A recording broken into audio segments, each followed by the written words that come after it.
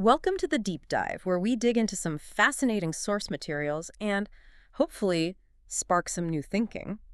Today we're tackling something fundamental to how we see structure and stability all around us. From huge bridges down to, well, even the cells in our own bodies. We often think of structures as rigid, fixed things. But what if real strength, real adaptability comes from this dynamic dance, a kind of interplay between pushing and pulling forces? That's really the core idea behind tensegrity. It's this elegant design principle where structures get their stability from a balance of continuous tension and discontinuous compression. Exactly. It's a really powerful concept. It really is. And once you sort of get it, you start seeing potential examples everywhere. But here's the puzzle, the thing our sources threw at us today that honestly made me pause. Are there open-loop tensegrity systems? Which, on the face of it, sounds almost like a contradiction, doesn't it? Because tensegrity seems all about being self-contained. It does raise that question immediately, yeah. So our mission for this deep dive is to really unpack that. What does open-loop tensegrity actually mean? Where do these apparently paradoxical systems show up? And spoiler alert, some places might be closer than you think. Closer indeed. Okay, so let's lay the groundwork. When we talk about classic tensegrity, the stuff Buckminster Fuller and Kenneth Snelson pioneered, what are we really describing? What's that closed loop part all about? Well, the canonical definition, the sort of textbook example, really focuses on closed, self-equilibrating systems. Think of those amazing Snelson sculptures, the needle towers. They look like they're barely holding together, but they're incredibly stable. Right, almost floating. Exactly. And that stability comes from continuous tension, usually cables or elastic elements pulling inwards, balanced perfectly against discontinuous compression elements, which are typically rigid struts pushing outwards. Together, they make a stable, self-contained whole. And the crucial bit is that all the internal forces have to balance each other out perfectly. That's the closed-loop pre-stress network. Okay, closed loop. Yeah, think of like a perfectly tuned bicycle wheel. All the spokes pulling just right, holding the rim stable even before it's on the bike. Every push, every pull finds its opposite force right there inside the system. That's the image, isn't it? That freestanding sculpture, totally self-sufficient, needs nothing else. It just is. But, like you hinted, our sources suggest something else is possible, something that kind of bends that closed-loop rule. What if a tensegrity system doesn't balance perfectly internally? What then? Right, and that's where modern research and applications have really expanded the idea. We start talking about open tensegrity or sometimes partial tensegrity systems. The key difference is how they achieve their balance, their equilibrium. Instead of doing it all internally, they rely on something outside themselves. Oh, okay. They lean on external anchors or boundary constraints. They still use those core principles, continuous tension, discontinuous compression, but they need a bit of help from their surroundings to stay stable. It's like a tensegrity structure that needs to hold on to something. Fascinating. So the environment isn't just passive background anymore. It's an active player in keeping the thing stable. Precisely. So where do we see this? What are some real-world examples the sources highlighted that make this, concrete? Oh, they pop up in some really interesting places. One of the most dynamic fields is definitely robotics. Robotics? How so? Well, researchers are designing open-chain tensegrity robots.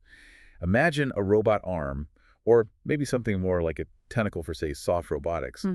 Each segment of this arm or tentacle could be a little tensegrity module, struts and cables and balance, but the whole chain is fixed at one end, anchored, like your arm is anchored at your shoulder. Right, okay. The shoulder joint provides the anchor. Exactly. That anchor point provides the external constraint the whole open chain needs to work.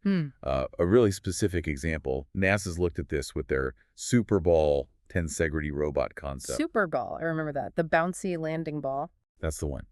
The original was a closed sphere, designed to maybe survive impacts on other planets. But some later ideas, follow-on concepts, actually included these arm-like open chains extending from it. Why had those? For flexibility. Imagine it needing to reach out, maybe grab a sample, or navigate really tricky terrain. These open chains give it this incredible, almost lifelike compliance and resilience that, traditional rigid robots really struggle with. And it's not just cutting-edge robotics. We see these ideas in more conventional engineering and architecture, too. Think about anchored tensegrity systems. Anchored, so like bolted down. Essentially, yeah. Picture a tall, slender tensegrity mast, maybe for communications or even some kinds of bridge designs. They aren't freestanding sculptures. They're firmly anchored to the ground at the base or maybe to a bigger building. Okay. In those cases, the ground or whatever it's attached to is basically closing the loop externally.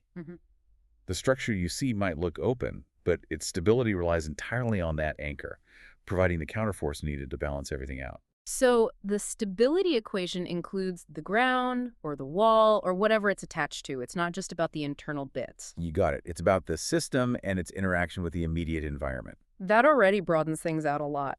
But I have to say, the part that really blew my mind was how this connects back to us, our own bodies. The sources say we are prime examples of open tensegrity. Absolutely. I mean, our bodies are arguably the most sophisticated tensegrity systems we know, and they are fundamentally open in many ways. How does that work? Well, think about your muscles and tendons. They form these incredibly complex open tensegrity networks. Why open? Because they don't just loop back on themselves endlessly. They attach to bone. Ah, the bones act as the struts. Precisely. Bones are the compression elements, the anchors in this system. So the tension loop created by your muscles and fascia isn't closed just within the soft tissue itself. It needs the skeleton. Okay, that makes sense. And take your spine, a classic example. You've got this continuous tension running up and down through muscles and fascia, this intricate web. And your vertebrae are the discontinuous compression elements stacked up. But the whole column is often considered open at the top, connecting to the skull, and open at the bottom, connecting to the pelvis, and then effectively the ground. So it's relying on those connections. It is. And what's really amazing is how these biological systems achieve dynamic stability. They're constantly adjusting, constantly integrating feedback from the environment, the ground beneath your feet, the forces acting on you. Think about how fluidly an animal moves or how a skilled athlete absorbs impact. That's dynamic tensegrity adaptation in action. Wow. Okay, so my spine isn't just a stack of bones. It's this active, tensioned, open system. I'm definitely sitting up straighter now. Ah, it does make you think differently about posture, doesn't it? It really does. Almost like being a living sculpture constantly tuning itself. So stepping back a bit, what does the theory, the mathematics say about these systems? How do they model something that needs an external anchor? Right. So in the more formal world of, say, tensegrity graph theory, a proper or canonical tensegrity usually needs what's called self-stress equilibrium. Basically, all forces resolve internally, like we said. The closed loop. The closed loop. But these systems we're calling open tensegrities. Mathematically, they're often treated as partially constrained tensegrities. What that means is their equilibrium, their stability, can only be proven mathematically if you explicitly include those external supports, those boundary conditions, in the equations. They are part of the system definition. So the math itself has to acknowledge the environment. Exactly. It forces us to expand the definition, really. We have to look beyond the isolated structure and consider its essential interaction with its surroundings. It's a more holistic view. And the sources even mention some, well, pretty wild-sounding future ideas based on this open-loop concept. Something about a tensegrity belt and waveguides. Yeah, some really speculative but fascinating extensions. An open-loop tensegrity belt might be like one end fixed, the other free, maybe tensioned against some frame. Who knows? But tensegrity waveguides are particularly intriguing. Waveguides? Like for light or sound? Kind of, but for mechanical forces. Imagine these long open chains of tensegrity modules, specifically designed not just for structure, but to transmit forces and oscillations along their length very efficiently, almost like a mechanical signal carrier. So channeling energy through this flexible, structured chain. Potentially, yeah. Like sending a specific kind of wave, maybe a soliton, through this adaptable lattice without it dissipating quickly. Think about transmitting energy or maybe creating highly sensitive sensor networks that rely on how vibrations travel through them. The potential is, well, it's out there, but very cool. Definitely sounds like future tech. But let's bring it right back down to earth and back to us. There was this brilliant example in the sources that I think makes this whole concept incredibly relatable. The simple act of holding a block in your hand while you walk. Ah, yes, that's a fantastic illustration. Seems totally mundane. Completely. But break it down for us using this tensegrity language. What's actually happening? Okay, so you pick up a rigid block. In that moment, that block effectively becomes a discontinuous compression strut within a temporary tensegrity system you've just created. The block is the strut. Okay. In your muscles, your tendons, the fascia, even the skin of your hand and arm, they provide the continuous tensile network. They wrap around it, cradle it, apply tension to stabilize it. So my hand is creating the tension web. Exactly. And here's the crucial part. Your hand itself isn't inherently rigid enough to just clamp down perfectly. The stability comes from your neuromuscular control system. Your brain and nerves dynamically tuning that tension web, constantly making micro adjustments. It's an active process. A very active process, which raises that key question. How does your body manage this? How does it achieve this precise, ongoing dynamic stability for an external object that isn't, biologically part of you? Right. So your hand plus the block becomes this temporary open-loop tensegrity system. That's the interpretation. But if it's open loop, where's the closure coming from? What's the external anchor here? That's the beautiful part. The loop is open in the sense that it's not like a self-contained sculpture.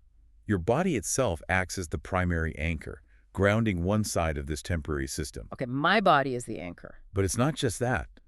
The other side of the anchor system involves external forces, gravity pulling the block down, and the reaction forces coming up from the ground as you take each step. Your balance system is constantly reading these forces. Ah, so gravity and ground forces are part of it too. Yes. The block is sort of floating within this tension net your hand and arm are actively generating.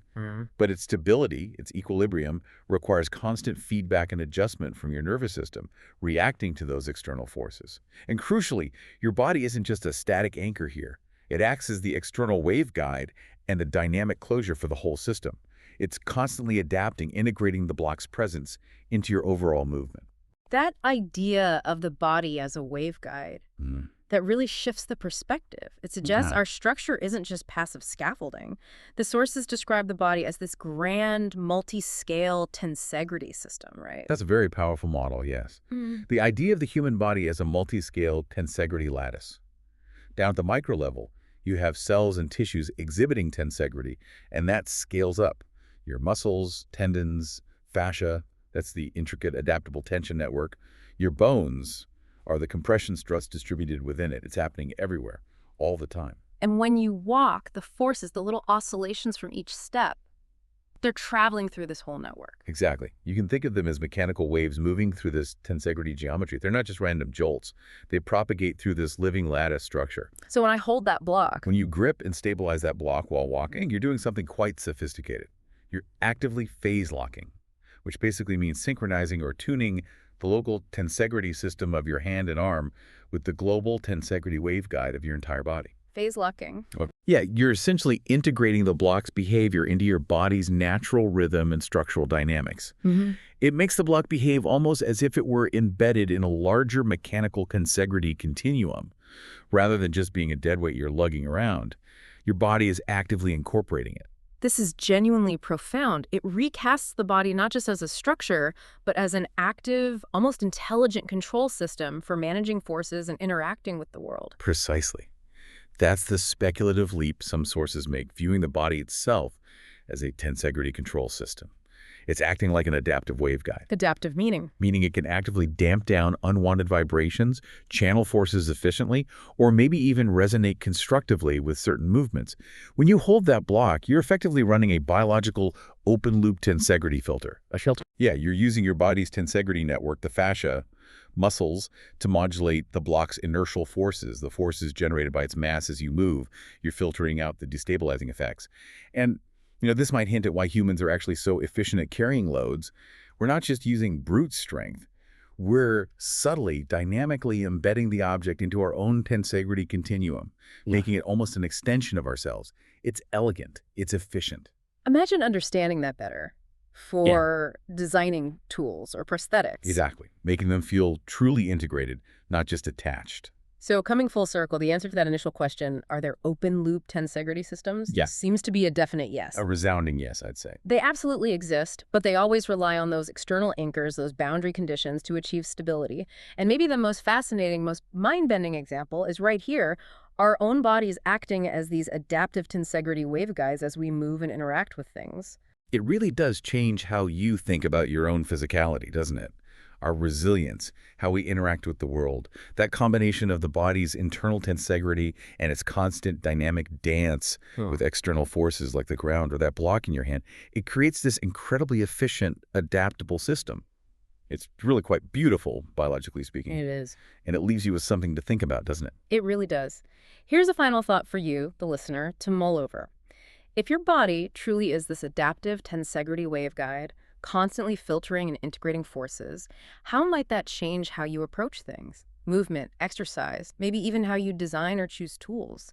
What other everyday actions, seemingly simple things, might actually reveal you unknowingly becoming part of an open-loop tensegrity system, dynamically meshing with the world around you? Maybe pay attention next time you lift something, or lean against a wall, or even just stand and feel the ground beneath you. Keep exploring, keep noticing. You might be surprised by the tensegrity you find.